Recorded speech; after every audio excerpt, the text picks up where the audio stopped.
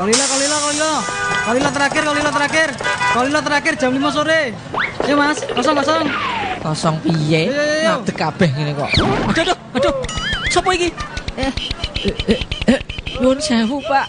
Sampean napa polisi nggih? Kok gagah rambutnya cepak meneh? Bukan. Napa angkatan laut? Bukan. Jangan-jangan tentara? Bukan. Napa angkatan udara? Bukan juga. Satpam? Bukan juga.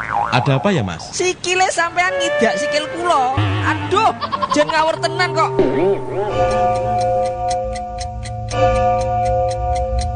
Tepat pukul 17 waktu Pas FM Pati. Anda masih mendengarkan 101 FM Pas Pati, saluran informasi warga Pati.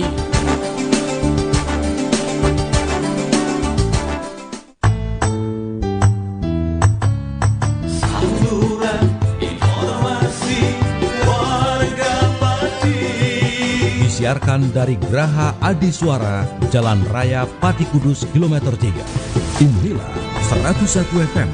Radio Pas Kota Pati.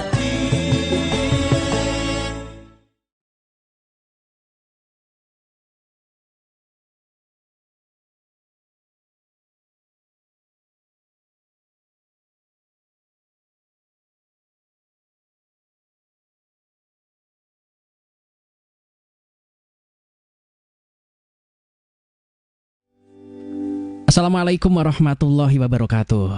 Makin pas, makin pasti, Pas FM pasti. Bismillahirrahmanirrahim. Mitra Pas FM yang dirahmati Allah, pertama-tama segala puja dan puja hanyalah milik Allah Subhanahu wa ta'ala. Dan bersyukur karena dalam kesempatan sore kali ini kita masih diberikan nikmat hidayah, masih diberikan kesehatan, sehingga kita bisa berkumpul kembali meskipun lewat udara dalam program kesayangan kita, kajian kitab tafsir Ibnu Katsir. Tak lupa juga sholawat ma'assalam kepada junjungan kita Nabi Allah Muhammad Sallallahu Alaihi Wasallam yang kita nanti-nantikan syafaatnya di hari kiamat nanti. Baik mitra Pas FM yang dirahmati Allah, senang rasanya sore kali ini saya Arif Fanili bisa kembali hadir untuk Anda dalam program kesayangan kita, kajian kitab tafsir Ibnu Katsir. Ini merupakan salah satu kitab tafsir Al-Quran yang dijadikan rujukan para ulama terkemuka dalam bidang tafsir mitra Pas. Merupakan karya monumental dari Al-Hafidh Ibnu Katsir yang sangat familiar di kalangan umat Islam. Dan untuk sore kali ini kita akan membahas tentang surat Al-Anbiya ayat ke-71. Tentunya nanti kami sediakan space waktu khusus ya. Anda bisa bergabung di sesi interaktif nanti. Anda bisa masuk di 085 277999101 ataupun untuk line telepon bisa Anda manfaatkan juga di 0295385877 Mitra Pas. Dan kami juga live menggunakan audio visual, jadi Anda bisa share link yang sudah kami sebar Mitra Pas ke ikhwan Anda untuk bersama-sama mengikuti kajian ini. Baik, di studio 1 Radio Pas FM Pati sudah hadir bersama saya Ustadz Abdul Kholiq Syafi'i MPD Al-Hafidh, pengasuh Pondok Pesantren Yanbu'ul Ulum Sukolilo Pati. Assalamualaikum warahmatullahi wabarakatuh Ustadz. Waalaikumsalam warahmatullahi wabarakatuh. Monggo Ustadz. Bismillahirrahmanirrahim. Assalamualaikum warahmatullahi wabarakatuh. Alhamdulillahilladzi hadana lihadza wa ma kunna linahtadiya laula an hadanallah. Ashhadu an la ilaha illallah wahdahu la syarikalah wa ashhadu anna Muhammadan abduhu wa rasuluh.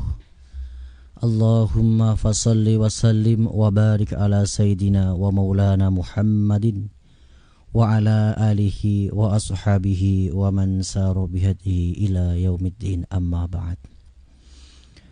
Mitra Pas FM yang saya hormati dimanapun Anda berada, dan juga yang saya banggakan dan yang saya muliakan sahabat saya Mas Arif yang senantiasa setia menemani dalam kajian tafsir Ibnu Katsir.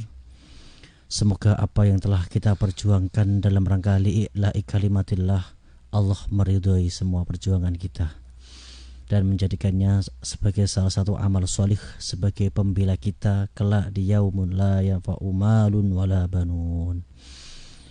Baiklah, kita lanjutkan kajian kita tafsir Ibnu Katsir surah Al-Anbiya ayat ke-71.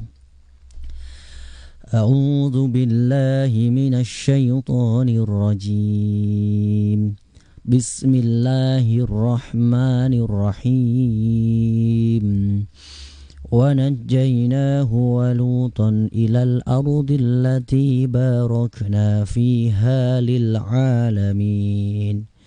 Wa wahabna lahu Ishaqa wa Yaquba nafilah wa kullan ja'alna salihin. وَجَعَلْنَاهُمْ أَئِمَّةً يَهْدُونَ بِأَمْرِنَا وَأَوْحَيْنَا إِلَيْهِمْ فِعْلَ الْخَيْرَاتِ وَإِقَامَ الصَّلَاةِ وَإِيتَاءَ الزَّكَاةِ وَكَانُوا لَنَا عَابِدِينَ. وَلُوطًا آتَيْنَاهُ حُكْمًا وَعِلْمًا وَنَجَّيْنَاهُ مِنَ الْقَرْيَةِ الَّتِي كَانَتْ تَعْمَلُ الْخَبَائِثَ إِنَّهُمْ كَانُوا قَوْمَ سَوْءٍ فَاسِقِينَ. وَأَدْخَلْنَاهُ فِي رَحْمَتِنَا إِنَّهُ مِنَ الصَّالِحِينَ. يَقُولُ تَعَالَى مُخْبِرًا عَنْ إِبْرَاهِيمَ أنه سلمه الله من نار قومه وأخرجه من بين أظهرهم مهاجرا إلى بلاد الشام إلى الأرض المقدسة منها. Allah subhanahu wa ta'ala telah menghabarkan, menceritakan tentang Nabi Ibrahim alaihissalam yang telah Allah selamatkan dari api yang dibuat oleh kaumnya, yang dihidupkan yang sangat besar, kemudian mengeluarkannya dengan selamat dan juga membimbingnya, memberikan pertolongan kepada Nabi Ibrahim untuk pindah atau hijrah kepada atau ke negeri Syam, yang mana negeri Syam ini adalah negeri yang diberkahi. Qala Ar-Rabi' An Anas, qala Ar-Rabi' bin Anas an Abil Aliyah an Ubay bin Ka'ab fi qawlihi. Di dalam menerangkan ini pendapat dari Ar-Rabi' yang dimaksud dengan ayat ilal ardil lati barakna fiha lil alamin, qala asy-Syam, yang dimaksud adalah bumi Syam. Wa ma mimma in adbin illa yakhruju min tahti sakhra. Jadi negeri Syam itu negeri yang diberkahi, negeri yang hijau, negeri yang subur, yang kanan kirinya itu adalah padang pasir yang tandus, sedangkan negeri Syam adalah negeri yang mempunyai aliran sungai yang dialirkan dari mata air dari dataran tinggi Hulan. Nah, oleh itu tentu kita sebagai warga negara Indonesia yang banyak menemukan sumber-sumber di sekeliling tempat tinggal kita, ini adalah salah satu berkah yang diberikan oleh Allah Subhanahu wa ta'ala, maka harus dijaga.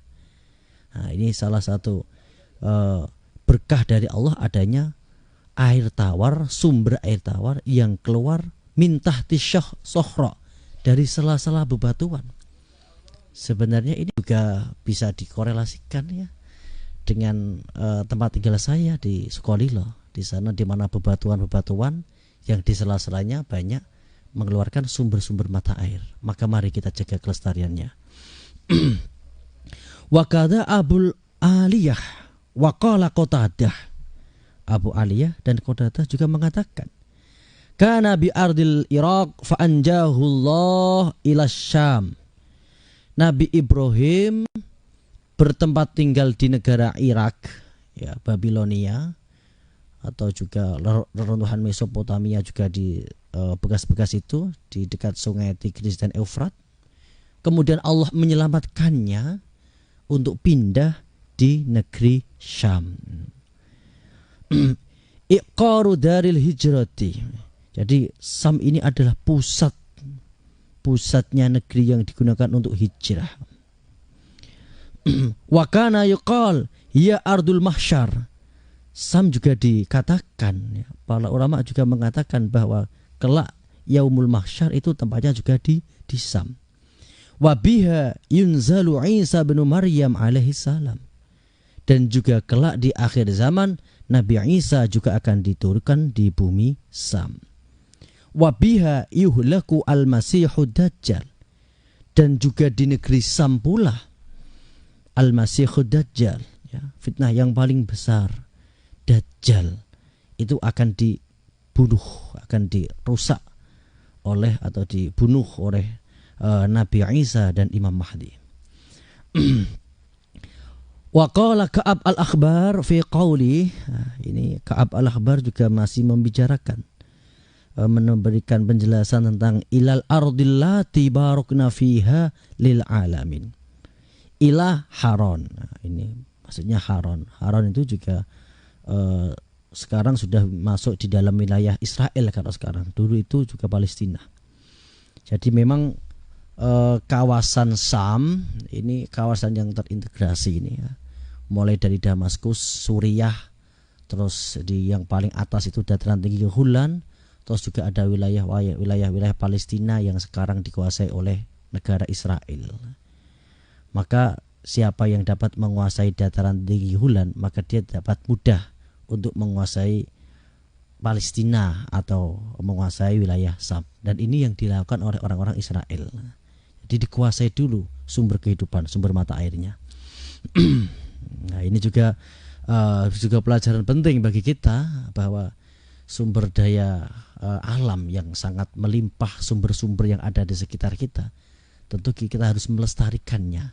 Karena kehidupan dimulai dari air. Karena apapun kehidupan itu ya sumbernya dari air, maka kita jaga.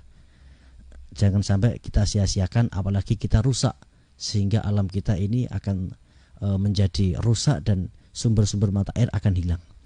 Maka akan hilang keberkahan dari Allah Subhanahu wa taala. Ilal ardillati barakna fiha. Wa qala As-Sudi, Imam As-Sudi mengatakan, intolaqa Ibrahim wa Lut kibalas Syam.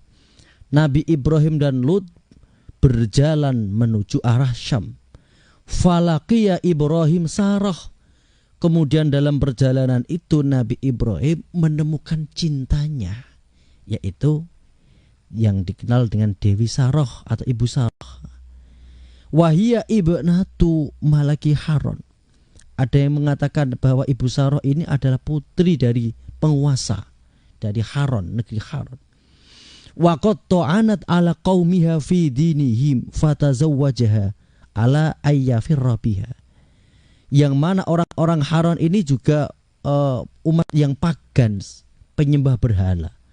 Tetapi Ibu Sarah, seorang wanita yang bernama Sarah, dengan kesucian hatinya, dia juga menolak dengan segala bentuk-bentuk paganas. Maka dia bertemu dengan orang yang pas. Nah, ini juga sebuah cerminan bahwa jodoh itu cerminan dari diri kita sendiri.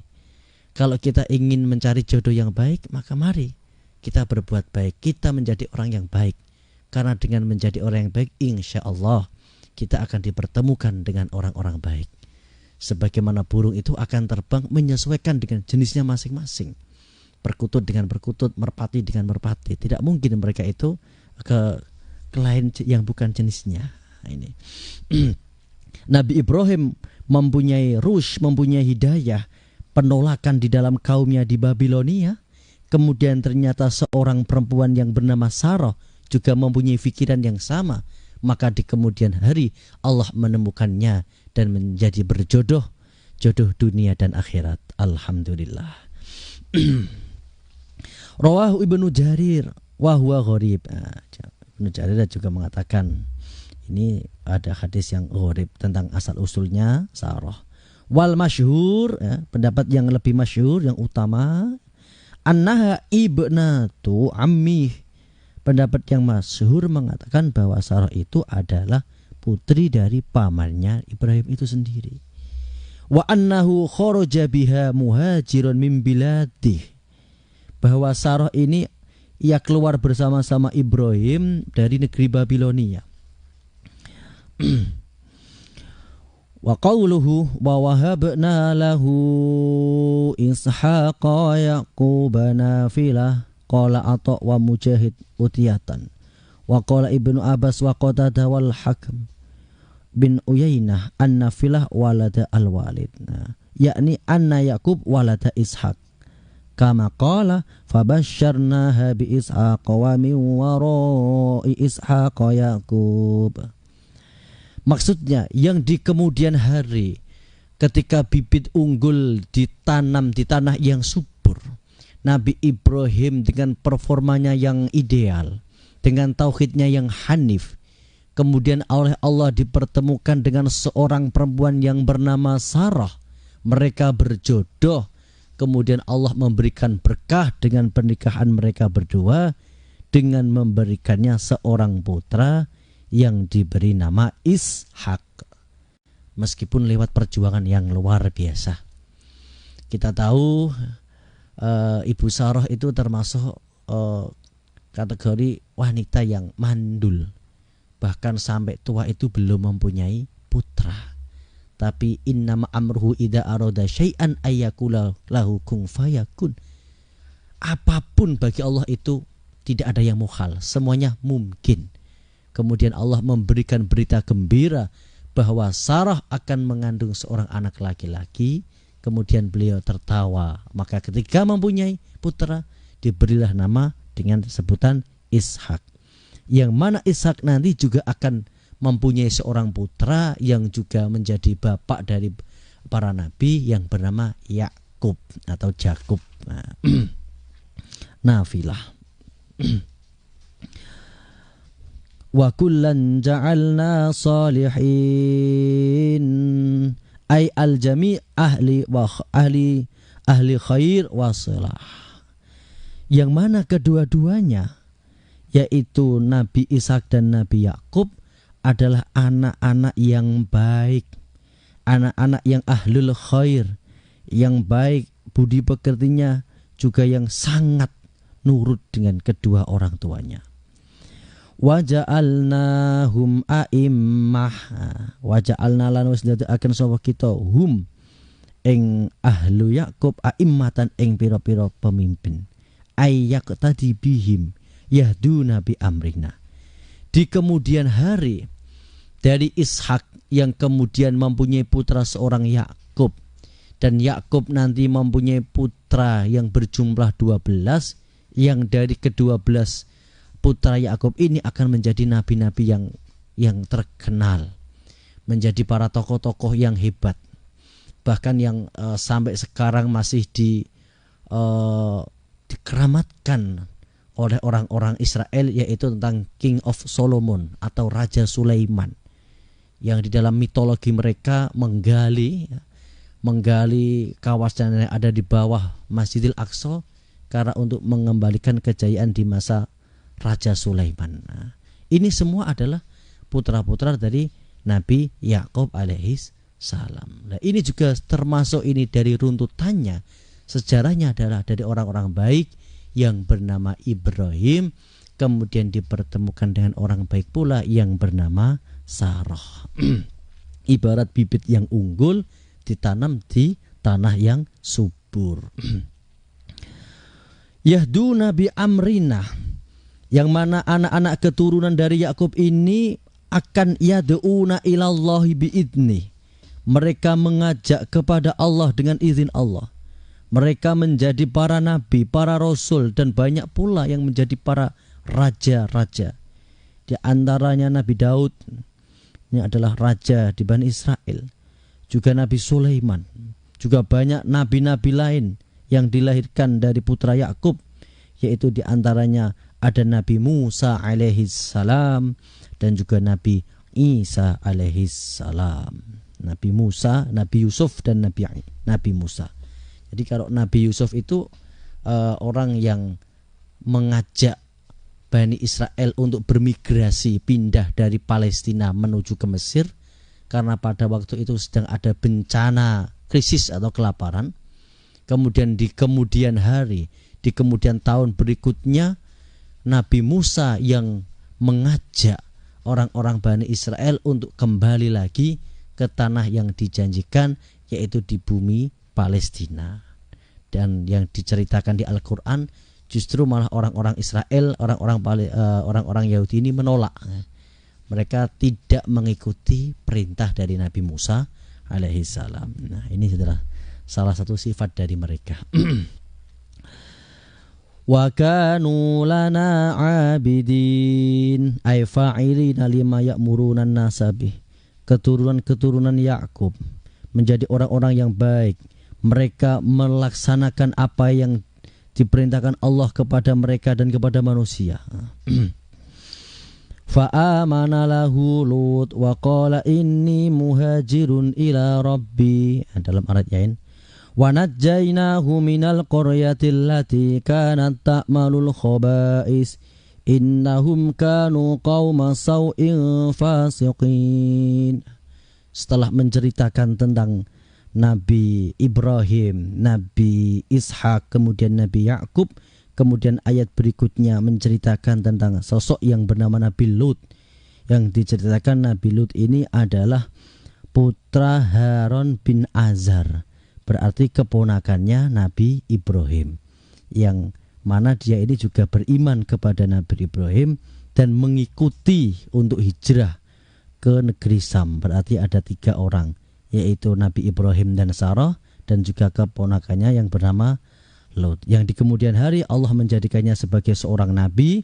Di waba'asa ila Sadum, diutus di negeri Sadum yang mempunyai perbuatan yang sangat keji, yaitu tentang LGBT atau homoseksual, yang mana laki-laki mencintai laki-laki, perempuan mencintai perempuan. Kemudian Allah menyelamatkannya dan menjadikannya bagian dari orang-orang salih. Dan kemudian Allah menghancurkan negeri Sadum karena tidak mengikuti seruan dari nabinya, yaitu Nabi Lut alaihissalam. Demikian mitra pas yang dirahmati Allah. Untuk selanjutnya kita lanjutkan kepada sesi dialog interaktif yang akan dipandu oleh sahabat saya Mas Arif. Kepada beliau saya kembalikan lagi.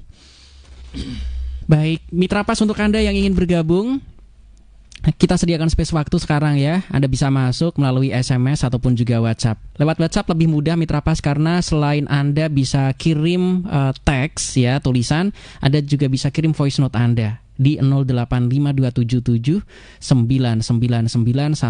Saya persilahkan. Ataupun Anda juga bisa masuk telepon kami langsung di 0295385877. Akan terus saya pantau mitra pas.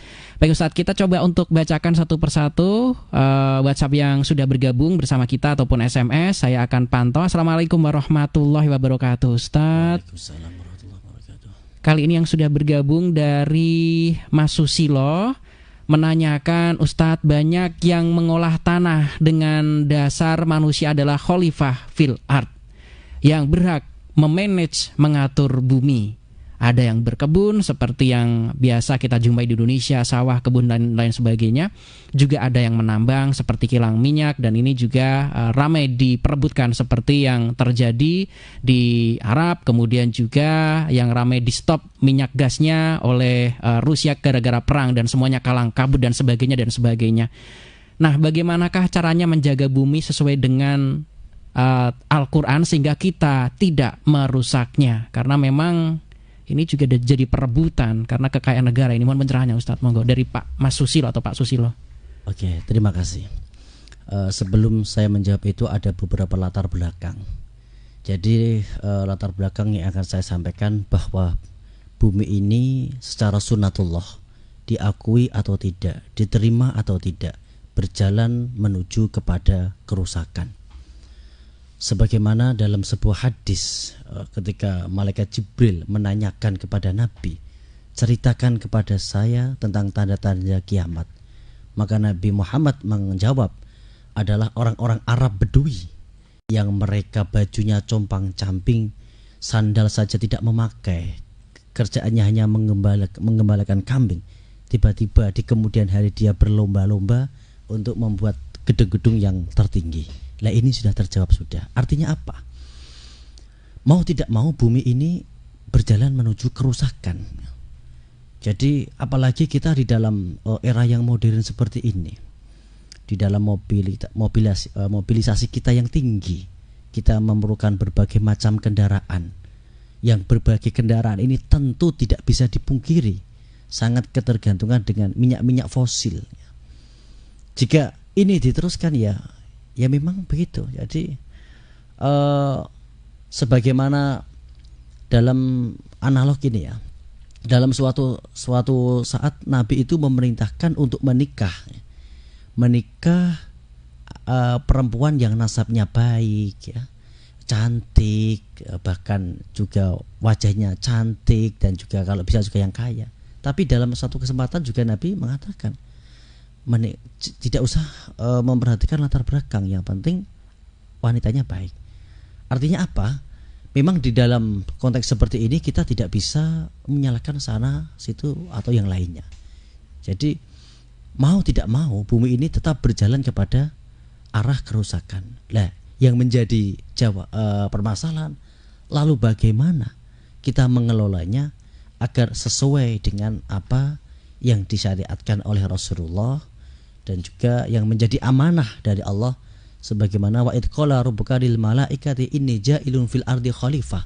Khalifah adalah wakil Allah untuk mengelola bumi. Tentunya kita juga harus menggunakan beberapa macam pendekatan ya. Pendekatan ilmiah, bagaimana kita ini dapat mengelola bumi sesuai dengan ilmu yang berkaitan tentang itu. Ketika kita berbicara tentang pertanian, ya kita mengelolanya dengan ilmu-ilmu yang berkaitan tentang pertanian. Nah, jadi marilah kita kelola ini dengan sesuai ilmu yang terkait.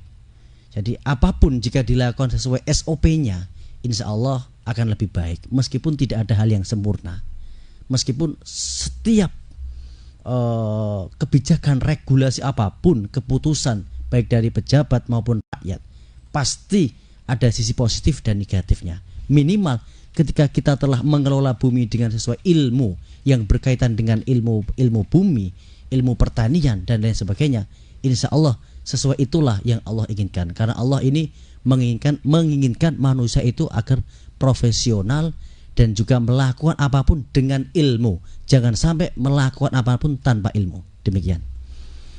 Baik, yang sudah bergabung kembali melalui WhatsApp juga di 085277999101. Sambil saya tunggu juga Mitra Pas yang ingin bergabung melalui line telepon boleh di 0295385877.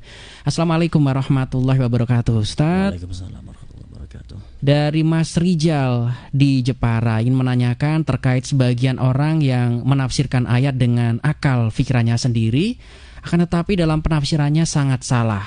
Anehnya pengikutnya ini banyak, Ustadz. Dan video ataupun ceramahnya juga tersebar ke banyak pemirsa yang notabene-nya sepertinya juga sangat awam sekali dalam hal tersebut. Nah, pertanyaannya adalah yang pertama, bagaimana tanggapan Ustadz terkait permasalahan tersebut? Kemudian yang kedua, mengapa akses media atau ceramahnya terus tersebar dan dibiarkan oleh pemerintah? Mohon pencerahannya Ustadz. Monggo. Terima kasih. Jadi memang saat-saat ini kita ini kan berada di masa-masa elektronik, zaman-zaman milenial ini. Nanti kita akan dihadapkan semacam hidangan prasmanan, tinggal mana yang kita sukai. Maka guru-guru saat ini itu PR-nya lebih banyak, karena kadang-kadang banyak sekali kita jumpai anak-anak itu yang sudah belajar dulu dengan browsing-browsing tentang apa-apa materi yang akan disampaikan oleh guru. Mengenai bagaimana pendapatnya tentang orang-orang yang menafsirkan ayat dengan apa itu hawa nafsunya, ya saya berpatokan kepada hadis Rasulullah. Nabi bersabda, barang siapa ya man amila ya, barang siapa yang beramal falaisa lahu amruna fahuwa ruddun. Barang siapa yang menyampaikan agama, kalau Al-Qur'an kan jelas ya, Al-Qur'an itu kan jelas esensi dari agama Al-Qur'an, menyampaikannya dengan tanpa ilmu, maka dia ditolak. Bahkan ada hadis lagi, barang siapa yang menafsirkan ayat ataupun hadis dengan hawa nafsunya, maka siap-siaplah ia menduduki sebuah tempat yang diciptakan dari api. Jadi dari dua keterangan ini sudah jelas bahwa saya menolak seperti itu ya. Jadi memang kita itu harus belajar. Ini kembali kepada ilmu. Kalau kita berbicara soal bumi ya, kita pelajari ilmu tentang bumi, bagaimana menjaga kelestariannya. Ketika belajar berbicara tentang Al-Qur'an, ya kita harus fun di bidang itu. Kalau tidak mampu, ikuti ulama. Seperti kita membaca kitab tafsir Ibnu Katsir, bagaimana ulama-ulama menafsirkan ayat. Qatadah mengatakannya seperti ini, kemudian Ibnu Abi Hatim mengatakannya seperti ini. Ini yang lebih aman. Jadi kalau kita asal-asalan di dalam memberikan tafsir, ini sangat berbahaya sekali. Dan mengenai pemerintah, saya yakin ini juga sebenarnya sudah banyak usaha dari pemerintah. Tapi kan kita tahu di dalam dunia yang serba digital ini juga sulit untuk memberikan kontrol terhadap video-video yang mungkin secara sertifikasinya ini tidak lolos karena keilmuannya atau akademiknya kurang, tidak fun di bidang itu. Maka solusi yang terbaik adalah berguru kepada guru yang fun di bidang ilmu Al-Quran, berguru kepada guru yang alim, yang adil, berguru kepada guru yang ada sanad-sanadnya sampai Rasulullah. Insya Allah, karena kalau kita belajar tanpa guru, maka setan adalah gurunya. Demikian Mas Rijal. Baik, selanjutnya Mitra Pas yang sudah bergabung kembali dari Mas Wawan. Assalamualaikum warahmatullahi wabarakatuh. Ustadz, ini menanyakan Ustadz, LGBT sepertinya diterima di tempat kita. Nun sewu Ustadz, karena saya lihat berbagai prosesi dan juga budaya yang katanya kebudayaan, ada cucuk lampah dan sebagainya, ini juga ditampilkan dan malah menjadi guyonan dan sepertinya juga dimasukkan dalam momen-momen tertentu dan ini menjadi primadona. Sepertinya tidak ada yang berteriak atau bersuara dalam hal ini sehingga malah semakin ramai dan diminati oleh masyarakat kita. Apakah itu dari bentuk LGBT yang tadi juga sempat disinggung sebagai kaumnya Nabi Lut atau bagaimana? Mohon pencerahannya Ustadz dari Mas Wawan. Monggo Ustadz. Terima kasih. Memang LGBT ini suatu penyakit yang menular yang sebenarnya harus diwaspadai dari berbagai macam tokoh. Jadi memang awal-awalnya itu ya guyonan seperti itu. Awal-awalnya kita melihat sebuah humor, melihat ada seorang laki-laki yang dengan legak-legoknya seperti perempuan lucu, kita tertawa. Tapi di kemudian hari, apakah anak-anak kita ini juga akan aman dengan seperti ini? Kita tidak pernah tahu bagaimana apa yang akan dialami oleh anak-anak kita 10 tahun ke depan. Maka sebenarnya menurut saya ya, harus ada perhatian khusus dari tokoh-tokoh terkait, baik dari MUI, dari lembaga-lembaga ormas-ormas Islam dalam menyikapi ini. Karena kelihatannya ini hanya sekedar sepele guyonan, tapi nanti berlanjut-lanjut ini akan menjadi penyakit. Dan sebenarnya tidak ada satupun agama itu yang setuju dengan adanya LGBT, karena ini tidak sesuai dengan nalar manusia. Bisa dibayangkan ketika nanti terjadi legalisasi tentang LGBT, kemudian apa yang terjadi kepada bangsa kita? Tentu akan bodoh. Bangsa kita akan rusak. Kita akan kekurangan sumber daya manusia. Maka hal-hal yang kelihatannya hanya sederhana, yang bersifat humoris, yang mengandung unsur LGBT, sebenarnya harus ada perhatian khusus kepada anak-anak kita, karena ini juga termasuk kategori penyakit mental. Jadi orang-orang LGBT ini harus disembuhkan secara mentalnya. Kalau kita tidak ingin bangsa kita rusak, maka mari kita bergandengan tangan dari ulamanya, dari para ustadz-ustadz, dari pemangku-pemangku tokoh masyarakat. Sebisa mungkin, mari kita bendung, mari kita selamatkan generasi kita dari pengaruh-pengaruh negatif LGBT. Demikian Mas Awan. Baik, Mitra Pas saya masih tetap tunggu, masih ada beberapa menit lagi ya. Anda bisa bergabung di 085277999101 dan untuk telepon boleh Anda manfaatkan juga di 0295385877. Yang sudah bergabung dari Mas Pri atau Pak Pri. Assalamualaikum warahmatullahi wabarakatuh Ustaz. Waalaikumsalam warahmatullahi wabarakatuh. Oke, mohon maaf tadi terlambat mendengarkan. Berarti untuk memanage bumi secara tidak langsung kan butuh juga ilmu sekuler. Dan dari yang saya pahami, ini juga diperintahkan dalam Al-Quran untuk memanage bagaimana mempelajari geografi, mempelajari tanah, mempelajari bikin pupuk seperti apa supaya nanti menghasilkan hasil tanaman yang bermanfaat untuk masyarakat. Kemudian memanage bagaimana cara menjualnya dan sebagainya. Mohon pencerahannya, Ustadz, monggo. Iya, mungkin kita bisa memberikan sebuah pencerahan bahwa Nabi juga bersabda, carilah ilmu sampai ke negeri Cina. Ini artinya apa? Ilmu itu luas, ya. Kita tidak hanya belajar dari tokoh-tokoh orang-orang timur, belajar dari para ulama. Kita juga banyak mengadopsi bagaimana orang-orang sekuler, orang-orang barat ini di dalam sukses. Kita juga tidak menutup mata bagaimana kita jumpai dari negeri Jepang, ya, yang pertaniannya sangat, lahannya sedikit, tapi dengan ilmu dia bisa sukses. Nah, maka dengan ini bagi saya tidak apa-apa. Memang untuk memanage bumi kita harus belajar, harus sesuai ilmu, karena Allah memerintahkan kita untuk bertindak secara sesuai dengan ilmu, bertindak secara profesional, kemudian Allah akan memberikan berkah kepada kita. Demikian, terima kasih. Oke, kita harus segera closing nih Ustadz. Sebelum kita closing, mohon doanya Ustadz, monggo.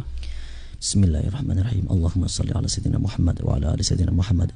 Alhamdulillahi rabbil alamin. Ya Allah, ya Rahman, ya Rahim. Selamatkanlah bangsa kami, ya Allah. Selamatkan bangsa kami dari budaya-budaya yang dapat merusak generasi kami, ya Allah. Jadikan generasi-generasi kami sebagai alim alamah, solih solihah, ya Allah.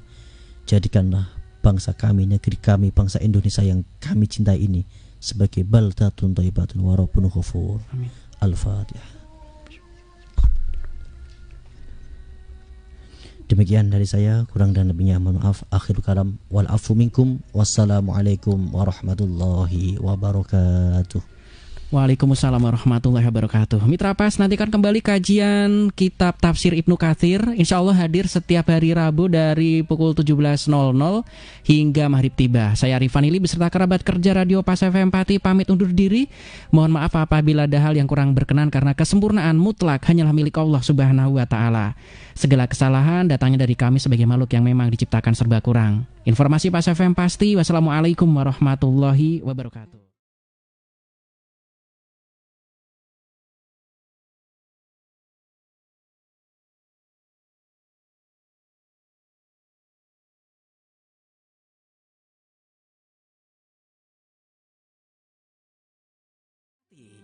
Kajian tafsir Quran Ibnu Katsir di Radio Pas FM Pati bisa Anda ikuti kembali pada Rabu minggu depan.